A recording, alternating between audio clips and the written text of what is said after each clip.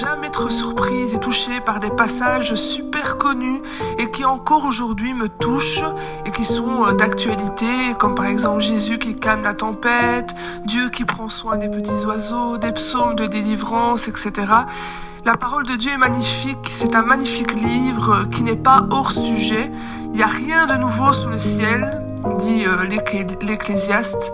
Et Dieu n'est pas étranger par rapport à tout ce que nous vivons aujourd'hui. Tout ce que nous vivons aujourd'hui et que nous n'avons pas encore fini de vivre et que nous aurons encore à apprendre à vivre parce que oui, hier soir, le président français a rajouté une couche à ce chez-soi confiné. On ne sait si la Belgique va copier cette intention, on le saura demain, mais quelques semaines encore, ça semble certain. Donc quoi ? On va continuer à apprivoiser cette saison comme on peut, et ce qu'on peut, c'est cuisiner, discuter, s'informer, disent les statistiques. Farine, Zoom et réseaux sociaux, voilà. Une psychologue rappelle ce matin sur une chaîne d'infos que jamais autant la maison n'a pris sens pour nous comme valeur refuge, justement, comme terrain d'exploration de nos valeurs d'attachement et de mémoire, de nos besoins fonctionnels. Et quand on en parle, Rachel avoue qu'elle s'y retrouve plutôt bien. J'aime rester chez moi avec mes filles, avec mon mari. Au niveau de l'organisation, eh bien, c'est ma petite fille Clélia, de 14 mois, qui mène la danse. Elle organise mes journées, mes nuits aussi. Donc en fonction de ses siestes, repas, on s'adapte, on varie entre activités calmes, activités un peu plus folles. Et concernant ma grande fille, il y a un proverbe qui dit « Le fils du cordonnier est le plus mal chaussé ». Eh bien, ça lui colle bien parce que je suis enseignante, mais je ne fais pas l'école à la maison. J'espère que les parents ne m'écouteront pas.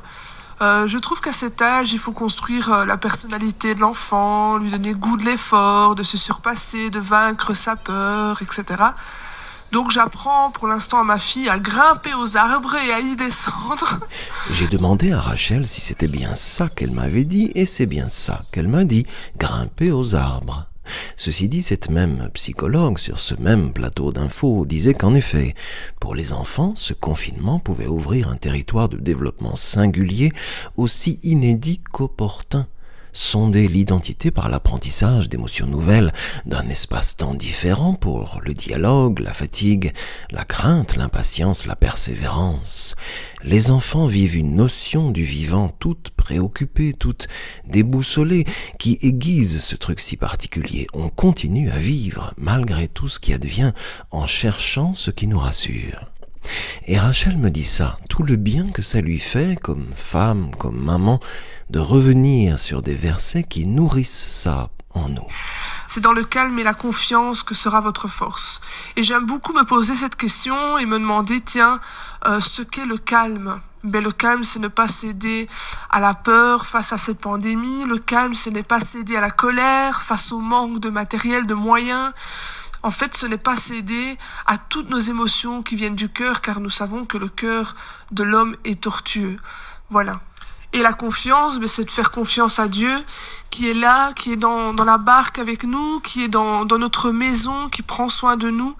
Et je suis sûre que nous allons ressortir encore plus fort de ce confinement, parce que Dieu, il a prévu des choses pour nous bien plus que tout ce que nous pouvons essayer de comprendre, de philosopher autour de ce confinement. Nous ne connaissons rien, notre intelligence est limitée, et j'aime ne pas me poser des questions, mais vivre l'instant et faire confiance à Dieu, tout simplement.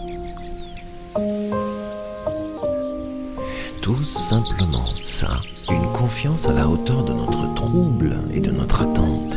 Et le prophète dit encore et le redit, ce Dieu qui attend sans fin le moment de montrer sa bonté et de révéler sa tendresse aux femmes, aux enfants, aux hommes qui s'attendent à lui, ceux et celles à qui il promet une vraie chose belle, leur apprendre à être heureux.